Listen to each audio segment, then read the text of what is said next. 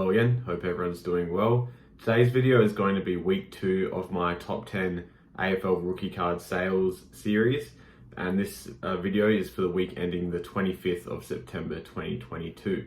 So just like my last video, just a reminder, I'm only going to be doing the highest selling rookie cards, number 1, and number 2, I'm only looking at cards from the year 2000 and onwards. This video is a tad late this week just because I went on an Instagram live with the Butters collection a couple days ago, which I had a ton of fun on. And if you use Instagram, I'd highly recommend going to this I'll try and put it here, but at the Butters collection, and we spent about an hour talking about all things Optimum and footy cards in general. So if I can, I'll try and download that video and put it on my channel as well, but if not, definitely try and catch it on his Instagram page, which is a really good read. Let's get into the list, and the first 3 are dominated by Geelong's performance in the grand final, obviously, and this player's specific performance in the whole final series, and that player is Patrick Dangerfield. So coming in at number 10, number 9, and number 8 is Patrick Dangerfield's gold draft pick signature from 2008 Classic. Now this is the one numbered out of 400. He has a rarer one numbered out of 100 from that release as well, but they've all sold for about $125 roughly. The number 10 was $121.95, number 9 $125 flat, and number 8 $125.95, so very similar sales. It's not really a surprise given his performance all final series and in the grand final as well, but it is great to see his cards finally go up. I've got 2 of this card personally. I paid about $75 each last year, so it's been a decent winner over the past year. But I think the most interesting point is that there's tons on the market right now, and that shows, although I'm big into Dangerfield long term, that shows that lots of other people aren't actually in that bracket, and people are willing to cash in at an elevated price while they can. So if there were hardly any on the market, for example, there's none of his platinum draft pick signature on the market out of 100, that shows that people who are holding those like it long term and they don't want to cash in, they'd rather hold the card. But because there's so many of these gold ones on the market, it seems like there isn't huge confidence. So I would expect this card to stay around this $125 mark, or maybe even come down to about 100. But long term, I think it's a fine investment. Okay, now coming in at number 7, we've got Connor Downey's platinum draft pick signature from 2021 Optimum. This card's numbered out of 40. It's the most revered signature in that set, but this is a crazy one because Connor Downey just got delisted by Hawthorn, so I'm not sure if the buyer knows this and they just want every Hawthorn card from that release.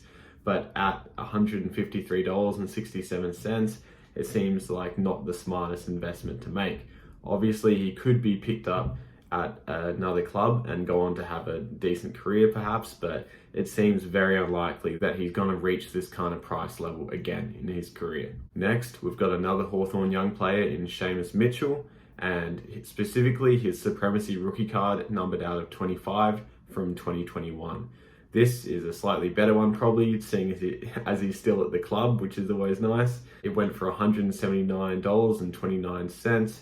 For these cards numbered out of 25, they are very risky, especially if you're picking the more unproven players, and Sheamus Mitchell is clearly still a very unproven player at the moment. However, it does have huge upside. If these players turn out to have good or great careers, then you could see a real bump on these kind of prices. But me personally, I'd still stay clear.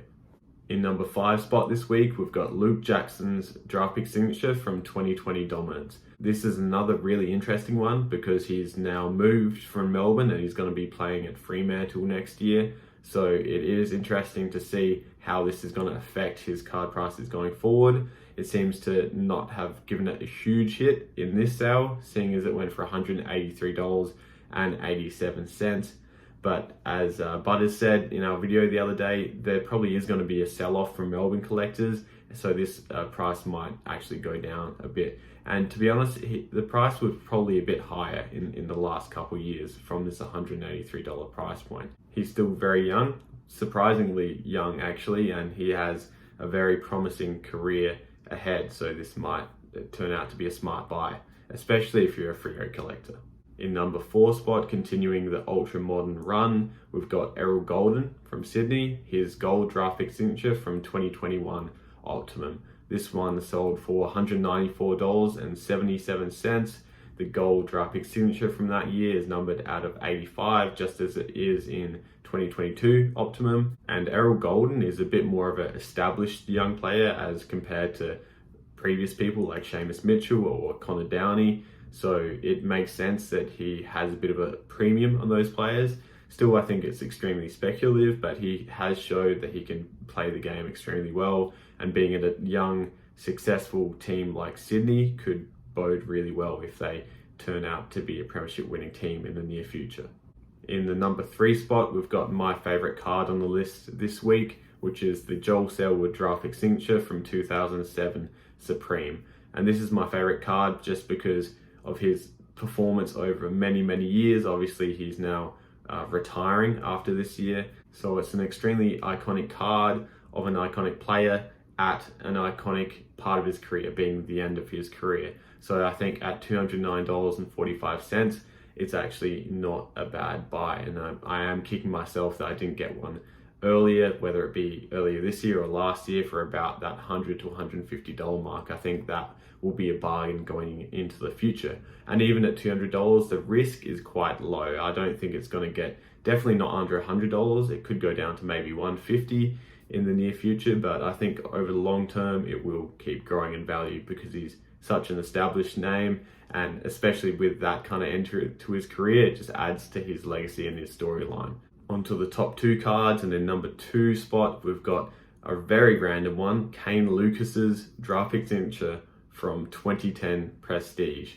And I have read blog posts about this in the past where this was completely bought out. Apparently when the release came out, it was bulk collected, therefore people were spending a lot of money, or Carlton collectors were spending a lot of money trying to get it because there weren't many on the market. But now, 10, 12 years later, it doesn't make sense that it's still going for $232.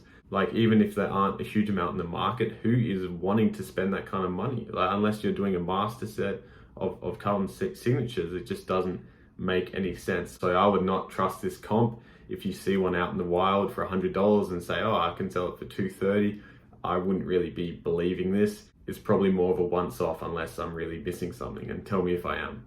That brings us to the number 1 sale of this week, which is Lance Franklin's draft pick signature from 2005 Dynasty. This one went for $390, which is actually relatively low, similar to the Dustin Martin last week, because it's usually been selling for about $450. So at $390, I think it's not a bad deal, but I could see this card dropping in the very short term just because how bad he played in the grand final. It's really not going to help his hobby, but he's going around next year again, and he has a chance to really cap his career in an extremely strong young Swans team with another deep finals run. So I wouldn't be too worried at buying this at $390, even if it sees a bit of a dip in the off season. But that's all I've got for today. Let me know what you think is the best buy and the worst buy from this list this week. Personally, I would say the best buy is probably the Joel Selwood at the moment, and the worst buy being that Downey who just got delisted. But let me know what you think, and I'll see you next time. Cheers.